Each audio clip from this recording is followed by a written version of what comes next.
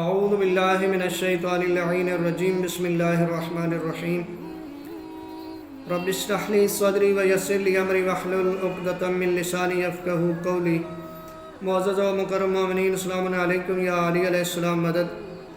مومنین، انسان کو جب بھی مشکل ہوتی ہے تو وہ اپنے پروردگار کی طرف رجوع کرتا ہے، اور پروردگار اتنا کریم ہے کہ ہر مشکل میں انسان کی مدد کرتا ہے۔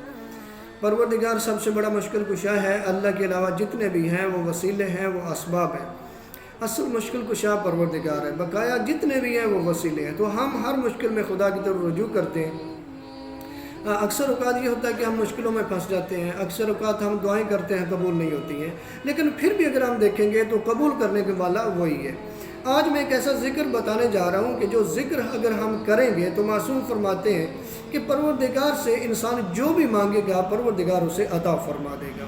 اور یہ میں نہیں کہہ رہا، حضرت امام جعفر صادق علیہ السلام سے منقول ہے کہ جو شخص ہر فریضہ نماز کے بعد اپنی جگہ چھوڑنے سے پہلے تسبیحات اربع کو 40 مرتبہ پڑھ لے تو وہ اللہ سے جو کچھ مانگے گا وہ اسے عطا کر دے گا۔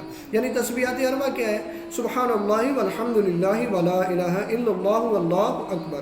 یعنی ہر فریضہ نماز کے بعد اپنی جگہ چھوڑنے سے پہلے ان تسبیحات اربع کو جو 40 مرتبہ پڑھے گا تو پروردگار سے وہ جو مانگے گا پروردگار اسے عطا کر دے گا۔ یہ فرمان ہے امام جعفر صادق علیہ السلام کا۔ پروردگار سے دعا ہے خالق کائنات ہماری مشکلات کو آسان فرمائے۔ والسلام علیکم ورحمۃ اللہ وبرکاتہ۔